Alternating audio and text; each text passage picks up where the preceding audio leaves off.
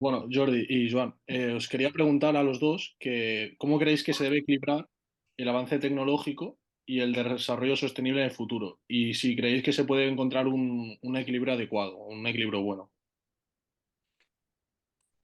¿Cómo, desde el punto de vista de la nanotecnología, cómo esta nos puede ayudar en el desarrollo sostenible del planeta? ¿Sería? Sí, sí. Vale, Y cómo, vale, y si se puede encontrar un equilibrio adecuado entre... vale. A ver, para irnos al desarrollo sostenible del planeta, yo creo que lo mejor es irnos a los 17 objetivos de desarrollo sostenible de la Agenda 2030, porque es el mejor sitio donde todo el tema de sostenibilidad está clasificado.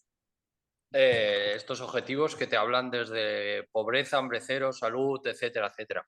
Entonces, si nos vamos a ellos, observamos que hay una relación muy íntima entre las nuevas tecnologías y estos objetivos que nos marcan los retos de cara al presente y el futuro de la humanidad.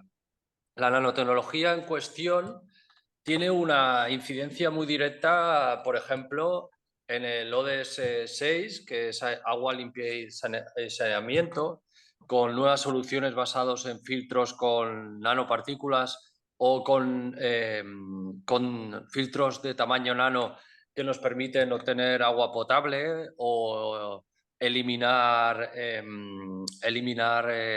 contaminación, cationes, etcétera. Tiene una relación muy íntima con salud y bienestar, haciendo que ya podemos hablar después, que la medicina del futuro esté íntimamente ligada a la nanotecnología, y también podríamos encontrar relación con todo el tema de energía, energía asequible, que es el 7, de industria, innovación e infraestructura, luego los 13 a 15 que están relacionados con ecosistemas terrestres, marinos, etcétera, etcétera. Esto significa que para resolver los retos globales, la nanotecnología será un actor clave, pero la nanotecnología a su vez nos ofrece también retos que a día de hoy no tienen solución, que es cómo cosas tan pequeñas las podemos reciclar o cómo podemos evitar que éstas causen problemas en los ecosistemas, o es decir, que haya ecotoxicidad que pueda afectar al medio ambiente. Entonces, por una parte, está claro que será un actor principal, y por otro, tenemos que resolver los retos de la ecotoxicidad y también de la toxicidad. Sí, estoy muy de acuerdo con Jordi en ese sentido. En el libro blanco de las nanotecnologías, justamente hay algunos capítulos dedicados a ello, donde Pedro Serena destaca cuáles son los, los objetivos de desarrollo sostenible más directamente afectados por el desarrollo tecnológico.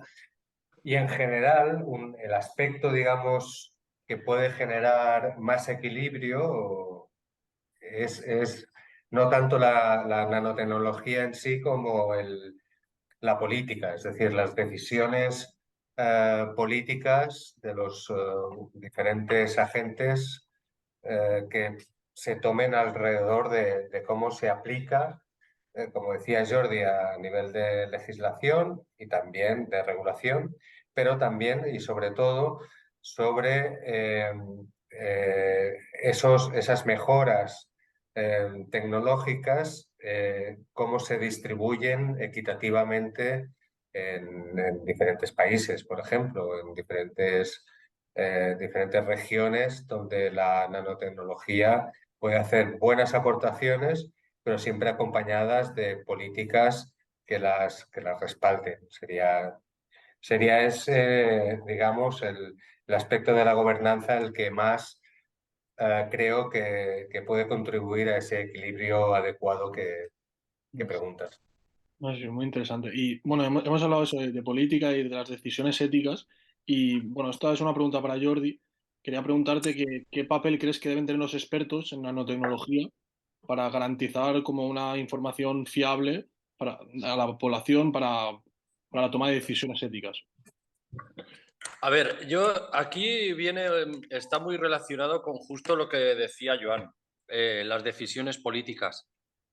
Ahora, por ejemplo, se oye la propuesta de ciencia en el Parlamento con la presencia de científicos como asesores, y en otros países esto ya se da. Incluso en la misma National Nanotechnology Initiative, cuando nace, tenemos a personajes como Smalley o Rocco o demás que estaban allí asesorando.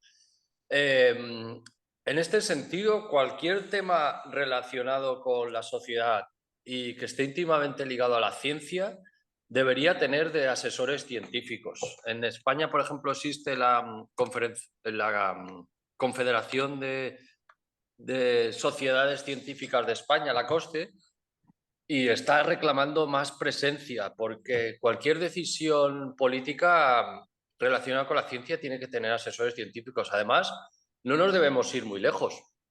En Castilla y León, el viceconsejero de Sanidad ha dicho que es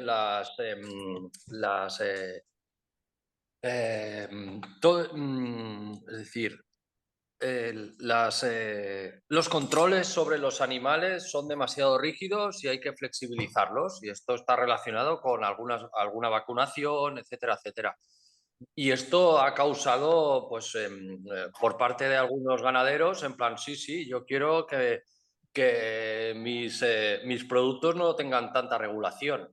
Pues hizo algo similar hace unos cuantos años en Gran Bretaña. Los británicos flexibilizaron las normas y acabamos teniendo la enfermedad de las vacas locas. Costó, se estima, unos 400 millones de euros el solucionar todo esto, y a su vez también el volver perdió todo el rigor y perdió todo el mercado la carne inglesa. Entonces, dejas en manos de gente que no conoce o negacionista determinados temas que son de salud pública o temas científicos y es un desastre. Así que debería ser obligatorio que todos los partidos políticos tuvieran asesores científicos y estos fueran claves en el desarrollo de las nuevas tecnologías. Vale. Claro, y estos asesores científicos que no sean puramente de ciencia, sino que también tengan una parte más social, ¿no? Imagino, más humanista. Bueno, aquí ya vendría un aspecto que los científicos también tendrían que tener en cuenta, que bueno, la nanotecnología ya nace así, ¿no? En la intersección de disciplinas.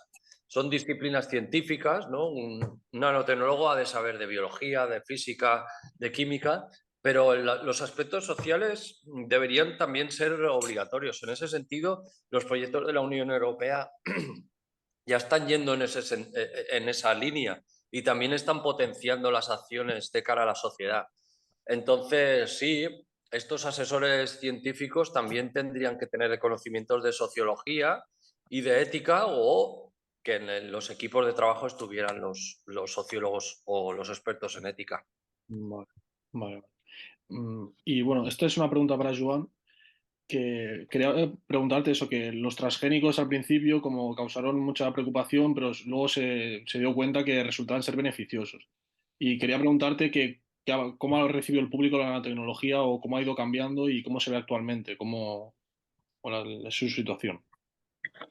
Sí, justamente el tema de los transgénicos fue lo que propició que el debate ético o las preocupaciones éticas se abordaran desde las instituciones casi desde el comienzo. Ya se elaboraron documentos, guías, recomendaciones desde muy al principio, precisamente teniendo en cuenta digamos, esa desinformación o esa información no bien transmitida sobre lo que implicaban los transgénicos en los años 80 del siglo pasado. Entonces, con la nanotecnología, precisamente lo que se ha pretendido desde la Comisión Europea, por ejemplo, es fomentar un debate informado tanto para la ciudadanía como para todos los agentes implicados. Y por eso se elaboraron el Nanocode, por ejemplo, en el 2008, creo que es la última revisión,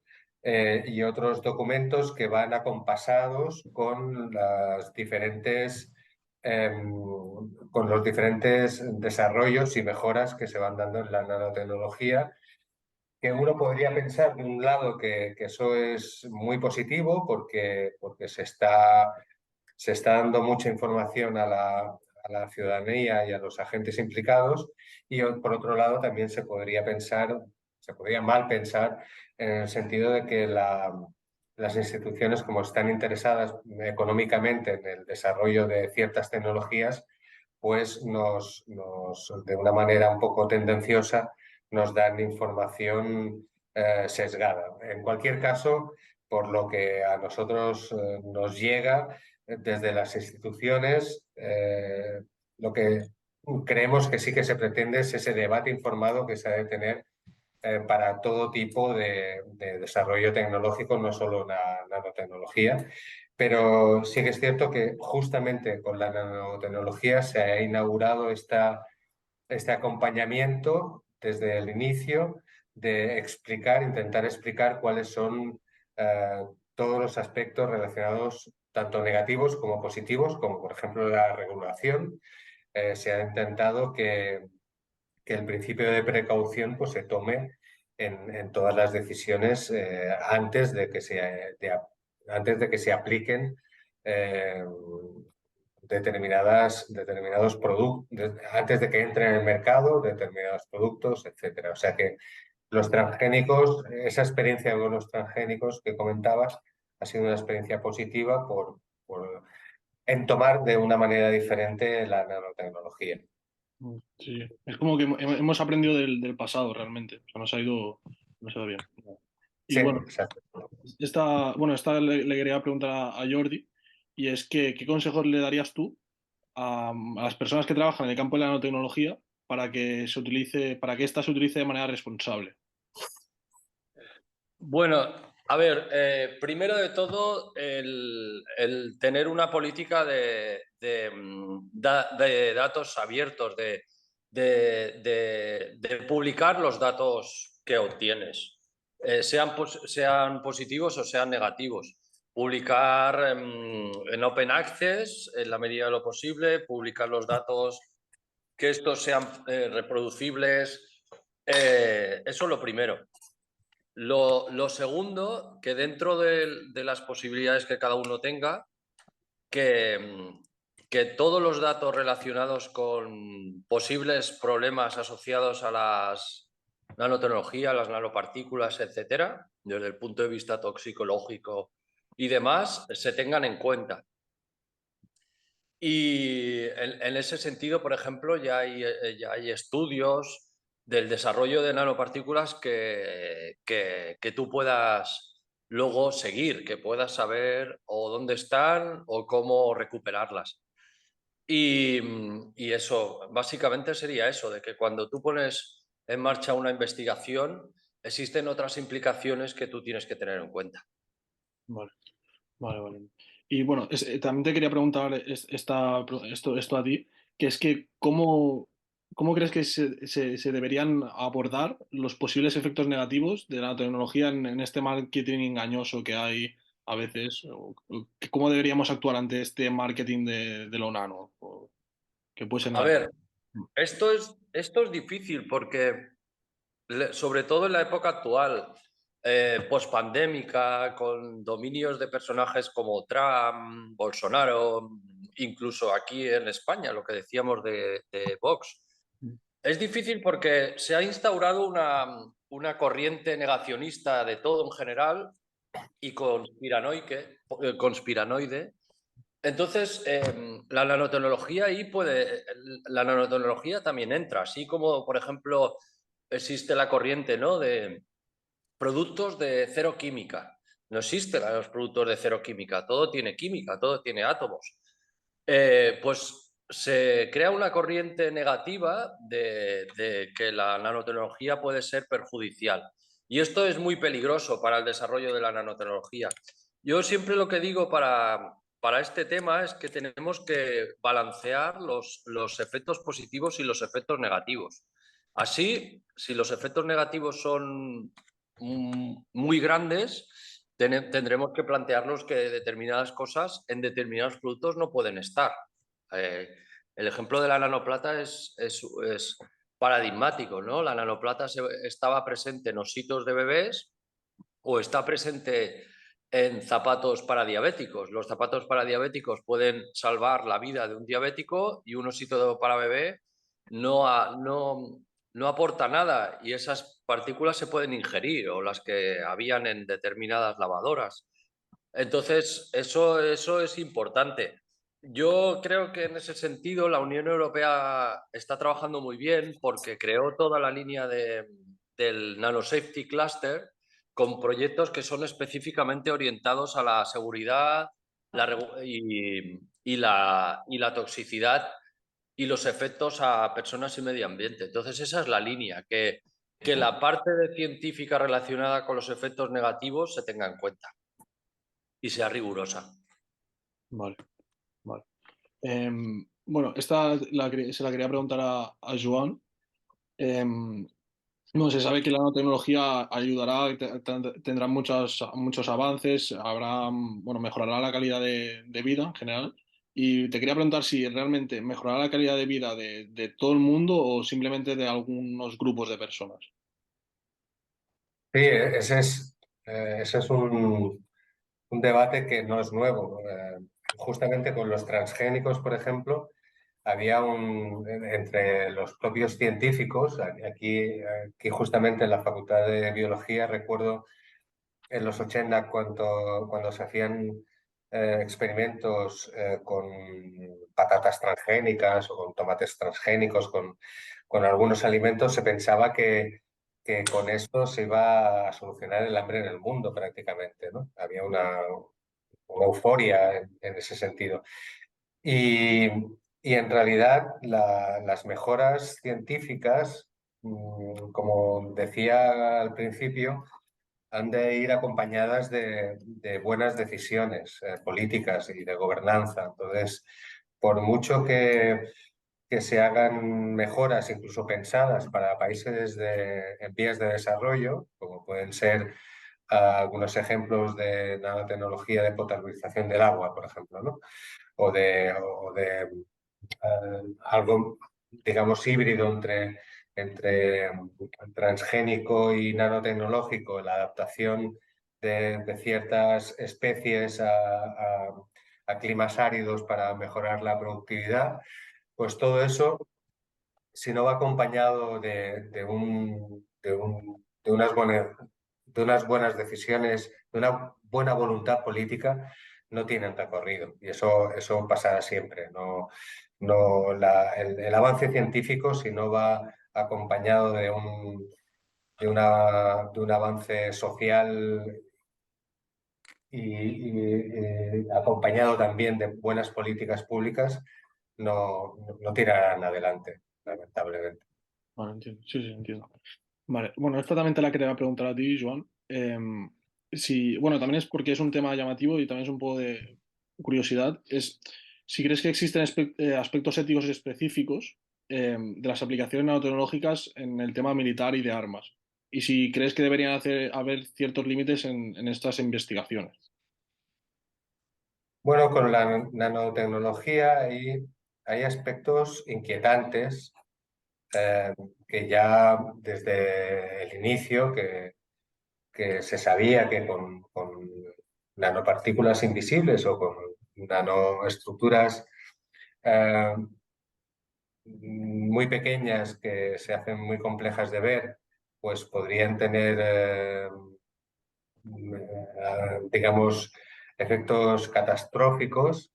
Eso pasó con el famoso Grey Goo y algunas especulaciones, digamos, de ciencia ficción. Con las aplicaciones militares, pues no dista demasiado de las aplicaciones atómicas o de las aplicaciones, digamos, de guerra bacteriológica o de cualquier otro tipo. O sea, es el mal uso que se puede dar o el uso bélico que se puede hacer con la nanotecnología puede provocar desastres de manera análoga como lo que puede pasar con la energía atómica o con lo que puede pasar también con el uso de material biológico en agua, por ejemplo, en ríos o lo que estamos viendo ahora en Ucrania con con el peligro que hay en ciertas zonas donde hay centrales nucleares, etcétera. Entonces, con la nanotecnología sí que se podría decir que lo que pasa es que se intensifican los riesgos por las características específicas de la propia nanotecnología, pero aspectos éticos específicos no hay, sino simplemente que la nanotecnología tiene aspectos específicos que pueden ser usados de una forma irresponsable, al igual que otras tecnologías parecidas. Vale, entiendo, sí. Vale, y bueno, Joan comentaba esto de que la tecnología intensifica como los riesgos éticos y sociales, ¿no? Entonces, quería preguntarte a ti, Jordi, si crees que debería haber como normativas más estrictas en la regulación de la de la nanotecnología. A ver, tendría que haber las normativas que fueran ni más estrictas ni menos estrictas, las que se necesitaran. Por ejemplo, la Unión Europea decidió que el sector de la cosmética tenía que estar regulado con un etiquetaje en particular. Y esto fue hace muchos años y no lo hizo en otros sectores, bueno, luego el alimentario y algo así. Incluso ahora con el REACH, la parte nano, pues se está regulando los productos químicos. Entonces, yo creo que tiene que ir ligado al conocimiento. Si determinados productos o determinados sectores puede haber un riesgo para la población, pues se tiene que avisar, ¿no? Un quimioterapéutico se usa, pero hay un etiquetaje que te avisa de problemas que que te puede afectar. Pues eso tiene que ir con determinados productos nano, que si tienen riesgos para la salud o de ecotoxicidad, pues que se etiquete. Regulaciones específicas, pues no, al final yo creo que se tiene que ver la nanotecnología o los nanoproductos o los nanomateriales como otro tipo de productos químicos o como otro tipo de material. Entonces tiene que jugar las mismas ligas que ellos. Vale, vale, entiendo. Bueno, y esto es una pregunta que os quería decir o sea, preguntar a los dos ya para finalizar. Y bueno, realmente también se la pregunté a Pedro Serena porque me parece interesante. Y es que si creéis, bueno, no somos gurús, ¿no? Pero si creéis que habrán algunos avances en la tecnología que cambien más la sociedad que otros y cuáles creéis que serán los más importantes o los cambios más importantes, si tuvierais que decir alguno. A ver, yo si tuviera que decir de todos los sectores y solo uno, diría la medicina. ¿Por qué? Porque cada vez se está demostrando más que la medicina tiene que ser personalizada.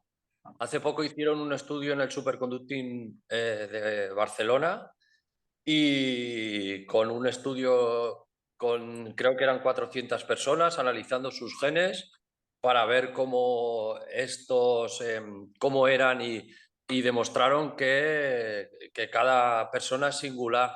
Así, por ejemplo, cada tipo de cáncer, de los más de 200 tipos, puede ser singular para una persona. Entonces, la nanotecnología nos puede dar soluciones singulares y a la carta, así como el hecho de que trabaje o se mueva en las mismas distancias que toda la base de la vida, de las enzimas, el ADN, las proteínas, etcétera, indica que tendrá una incidencia muy grande en la medicina del futuro cercano. Y ya no digamos cuando salgan, si acaban saliendo sistemas tan novedosos como las máquinas moleculares y demás. Así que yo creo que medicina será el gran campo, aparte de otros. Vale. Sí, yo estoy de acuerdo con Jordi, no sé qué te comentó Pedro, pero y más que digamos, la nanotecnología en sí misma, lo que hace la nanotecnología como tecnología facilitadora es fomentar esta convergencia de tecnologías, la bio, info, nano añadido, pues todo este conjunto se hace mucho más potente y hace que esa conjunción, en este caso de la biomedicina, de los aspectos médicos, juntamente con las ciencias, con las tecnologías de la información y con el conocimiento que tenemos del análisis de datos, del Big Data, etcétera, pues esto lo que hace es dar un salto casi cuántico en algunos aspectos de la biomedicina, precisamente por eso, por ese poder facilitador que tiene la nanotecnología y en ese marco, digamos, de las tecnologías convergentes, que sería la nano, bio, info y cogno.